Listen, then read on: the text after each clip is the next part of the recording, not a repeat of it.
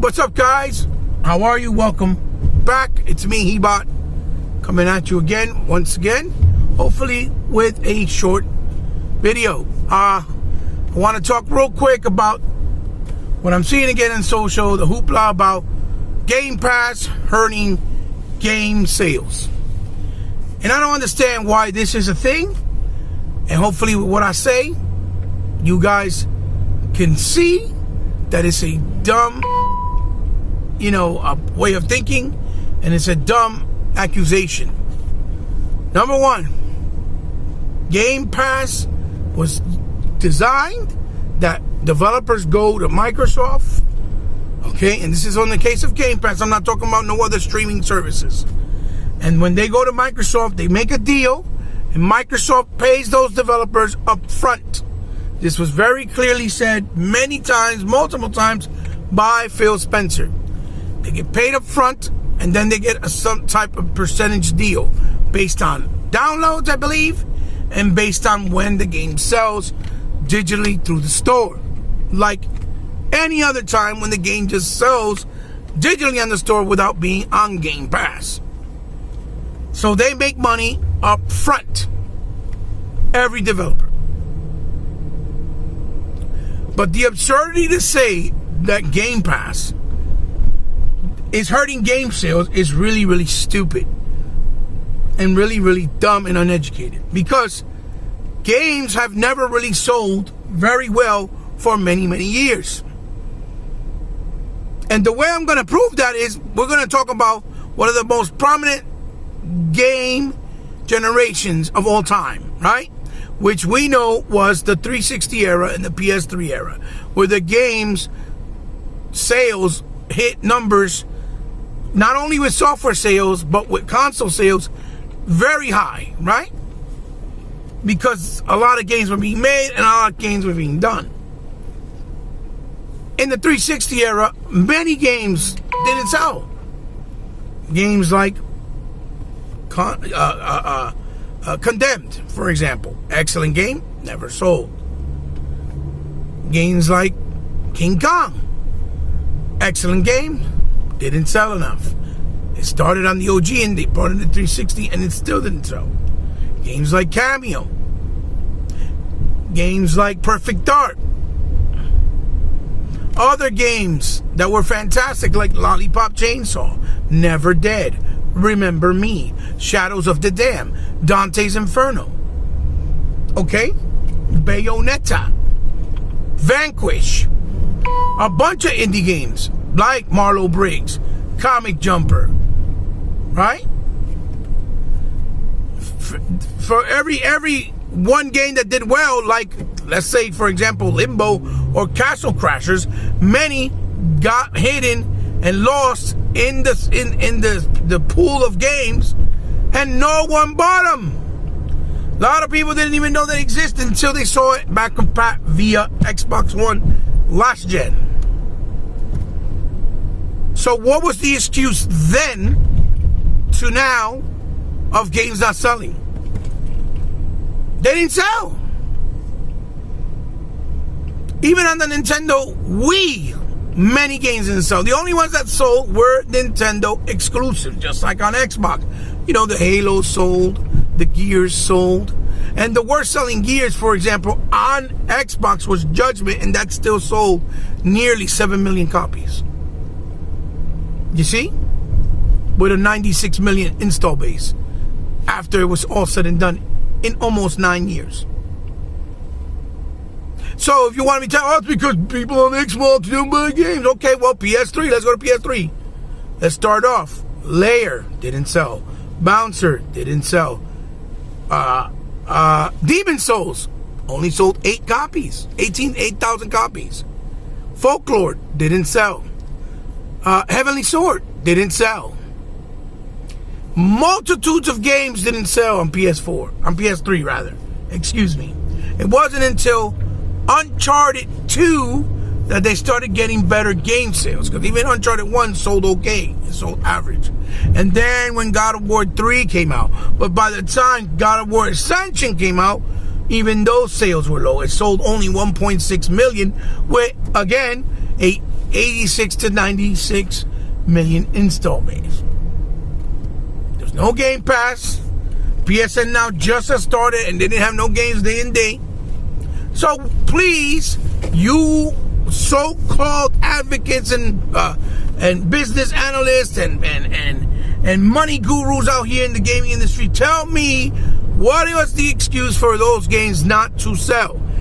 Games that were amazing, like even back in the Saturn era, so many games like Estelle and Burning Rangers and Guardian Heroes, amazing games. The console didn't sell, the games didn't sell. What was the excuse? There was no Game Pass, not at least on that platform. Many games on Genesis era didn't sell. The ones that would sell would be, like the big titles or the big hitters, like the Streets of Rage, right? Those were the big hitters that sold. Not every game sold. You didn't see Green Dog sell all those copies, or Kid Chameleon sell all those copies. So again, that analogy or that assumption is very uneducated and dumb, because as we've seen so far, Game Pass has helped games be discovered, like Arrow, games like Ori, right? Or at least the indie space, or games like the one that came out not too long. Ascent. You see how well it did in just a weekend or over a weekend. Cuphead. A lot of games that came out that hit Game Pass, right? And it just helped bring the sales up for those indie games, right? And the reason for that it helped bring those game sales up, the reason for that was very clear. It was because Game Pass allowed people to play those games on the service without having to feel forced to go out day one, buy the game. Like, for example, Streets of Rage 4 did well and phenomenal on Game Pass as well. Okay? Blazing Chrome. All these games allowed consumers to play them at their own leisure without any risk of spending money up front. And once they felt that game was worth their time and day, or their money, hard-earned money that they work for, or whatever way they get their money, right? They went on and bought and purchased the game, whether it was digital, whether it was physical, they bought it. That's why Game Pass works. Not hurting. Outriders, for example, the sales are not really high because the game is not for everyone. It's basically Destiny meets Gears of War, right? For example, in the structure. But it's not for everybody. But many people have played the game. The game is not, the greatest thing since sliced cheese. It's okay. It's decent. It's entertaining. It's enjoyable. Me, myself, I really haven't wanted to play it because I've seen my son play it for hours and I really didn't see an appeal.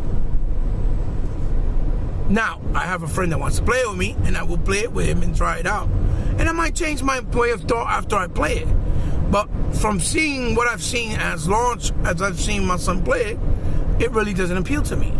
Just like Warframe never appealed to me, even though the game looks fantastic, being a free-to-play.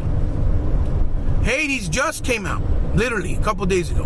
And people are trying to compare the sales of Hades on other consoles versus Game Pass. When, first of all, Hades been out on PlayStation and been out on Nintendo for months now, maybe even a year. It's been a while. So, of course, it's going to have more traction and more sales. Hades just came out literally 2-3 days ago on Xbox. So that's another stupid argument that has no merit and no weight to it. Just like the fact that more than likely, right, it's because it's a rogue shooter or a roguelike shooter. It's very niche. People don't like that because you don't want to do work, not have save points, and have to start all over because you have to pass the levels and areas in order to get up to a place where you can start from without losing what you already did. Just like Returnal. What are the sales numbers for Returnal? It only sold 560,000. Aren't there 10 million sold PlayStation 5s? And only 560,000 units supposedly sold? Right? So that means it's not a game for everybody. It looks good. Music is nice. The environments look pretty decent or appealing, right? But the game is not for everybody. Because I played it last night for about an hour and 45 minutes, and every time that I screwed up, or because my weapon wasn't strong enough to defeat a character, because they give you these weak weapons and you got to find weapons within the world and there's no way to go, or they don't really tell you how to go, where you have to do things, or how you got to do them. There's no structure to the game other than you trying to discover it on your own by trial and error, that you end up dying and starting all over again, and then you got to do the whole process until you, I guess, find better equipment and get better power-ups to beat these characters. You can't even keep more than one weapon. You can't keep more than one attribute on your suit, which is also very stupid. Now, does your suit level up to be able to hold more weapons and attributes? I don't think so. I didn't see that. It's possible. Again, it's still new to the game, but as far as I saw, no. And that's dumb. So people don't like that. People don't have time to play a game, invest, and then they got to start all over. People don't want to do that. Maybe hardcore gamers that don't have to have time to stay home and waste time, and that's all they do all day, or because they have enough following, let's say on YouTube or Twitch or streaming, that they can stay home because that's how they make money. Someone like that can do it, yes, but not just an average person with a real job, family and responsibilities, real world problems, and that can't just sit there play games all day long. Someone like myself, I can't do it anymore. I'm not a teenager. So that idea is absolutely wrong and broken. Game Pass is not trying to hurt. It's trying to give the consumers the ability to actually discover games and play them. And if they like them and warrant the purchase and like them well enough, they'll buy those games. But most people are not going to buy every freaking game. Games that really sell are the ones that have been around for a long time, that have nostalgic factor, or that people, talk about. And that's the reality we live in today, especially now in gaming. People just play what's popular and follow what's popular, because Minecraft is not for everyone, and that thing doesn't stop selling. And then GTA sells because it caters to a bunch of people with a bunch of ideologies and lifestyles. Whether they like the hood style, or they like doing things how, like rich people do. It allows you to do a bunch of different things. So the game itself, gives you that freedom to do certain things, and that's why it gravitates to a lot of people. But it doesn't necessarily mean that it's a great game, and that's why people buy it. No. So again, that is a false fallacy. Game Pass is helping the industry and developers get secure money up front, and the consumer not to have fear in wanting to purchase games that otherwise they would not have purchased. And I'll give a shout out to Dark Doc 1985. And he did a video on it and spoke on it. He seemed very upset. I think he's Porter Rock's brother, but he had a very valid point, because it's about options. It's his choice to play on game services. It really is. If that suits his needs, then that's what it is. Give me 1 second. I'm back. So like I was trying to say, so like Dark Doc said, it's his option, and he's absolutely right. And we tend to forget this nowadays as gamers, that it's all about options for everyone, so that people that are economically stable can be okay and be able to play. people that are not economically stable can be able to play. You understand? Even people that have disabilities with things like the adaptive controller. Yes, it's expensive because it's a technology that's expensive to make, but it's there so that they can have the option to play and feel part of the gaming world. I'm going to use myself as an example real quick. I buy games, right? I buy them digital if you can't get them any other way, and I buy them physical. I have over 2 or maybe close to 3,000 physical titles. And that's including also movies. I have movies, Blu-rays, 4Ks, DVDs. Like at least 700, 800, 1,000 movies. Okay? And yes, they take up space. And yes, they are called the house. Yes, they are. It may feel uncomfortable for some people, but I still choose to do that because I like the sense of ownership and having something physical in my possession that I control, that I have, that I use and have and as I wish, as I will and as I wish at any point in time, my way. But I also buy a lot of those physical games digital when I see them done sale. So that way I don't have to use the disc and give it any type of wear and tear and perhaps potentially ruin them and not be able to acquire them if they're harder to get and more expensive, like a 360 game, for example. You understand? A lot of 360 games are starting to go up in value, or Dreamcast games, because they're very expensive, right? And the more the time goes on, that the less limited they come and the less are available in the world and in the wild, the more expensive they get, because they're out of print and you can no longer acquire them. So that is why I also buy digital games on sale, like I did just recently. I own Scott Pilgrim on 360, never went back in back compat ever, even though it should have. They did the remaster. My son bought it so we can play, but it's on his account. So I was like, I'm not buying it again because he bought it. But the game went on sale and it was $9 or 9 and change, right? So I was like, now since I can't always use my son's account because he uses it a lot of times, I said, you know what? I'm gonna buy it so I don't have to worry about and rely on his account. That way I can go on the account and play it whenever I want and won't disturb him if he's playing something else. You see what I'm saying? That is the world and the lifestyle of a gamer. You do what you do and what's best, what fits for you at that part and that point in time. And that is why Game Pass has been so attractive for so many people. Because a lot of people just don't like buying games because it's a risk, because you buy it, then if you don't like it, you're stuck with it. Then if you go trade it into GameStop, they barely give you any value. Even if you trade it in somewhere like Walmart, because they have trade up value, they don't give you enough. Not nearly enough what you paid. Okay? You could buy a game today. Go back tomorrow to GameStop, the game, they only give you like $30 for it. And you paid 60 or 70. You see? People don't got money like that to throw away and throw out. Not everybody is financially stable.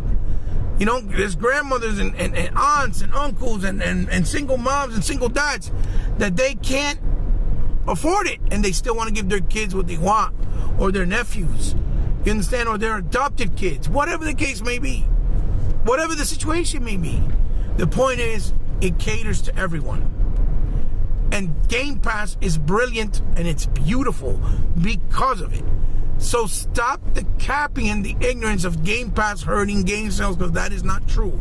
You know why Outriders probably hasn't sold well? Because the game wasn't good enough. And when people got to try it and see what it's about on Game Pass, they changed their mind and realized, I do not want to spend my money on this game. That's why.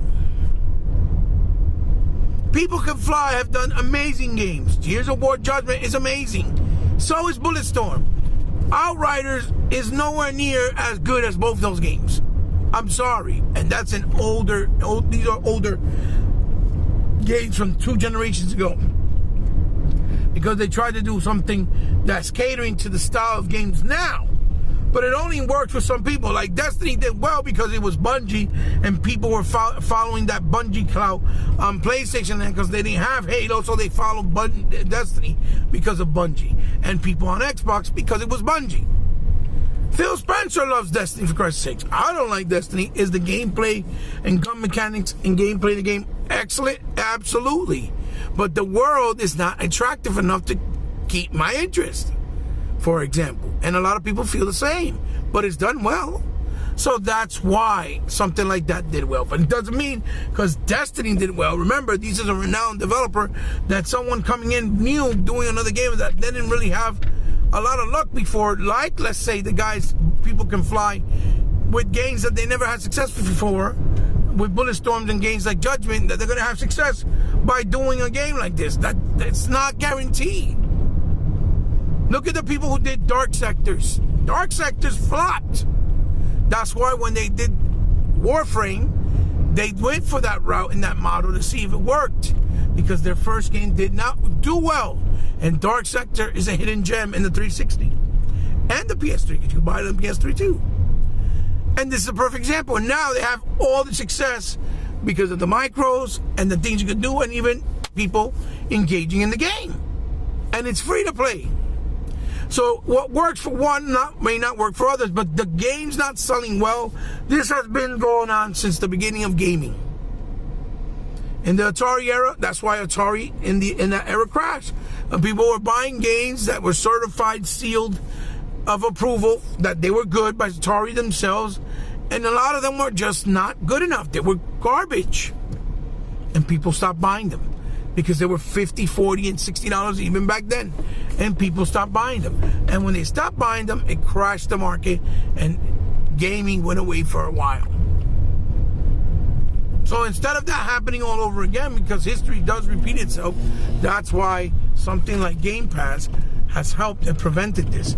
And that's why you've seen more developers take more risk with programs like the ID at Xbox, or even the programs that they offer on PlayStation with that game. It's a Itagaki Smash that I just streamed not too long ago, right? And even something like Game Pass or PSN Now, right? Even though they don't really put new games day and day. But I think that's where it would shift and migrate to in the near future. I really do believe that.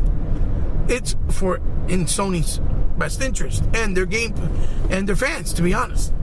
If more games were on PlayStation Now, day and date, where people can play them without risk, without fiend force. If somebody loses their job again and don't have the money to buy the game, they just go there and play it, and then can still buy the game when they have the money and don't feel like they missed out or lost anything when they had time to play with any of their friends. They will go and subscribe to PSN Now. PSN Now will flourish, it will boom in sales, and it'll get just as high as Game Pass is right now. I guarantee you. Mark my words.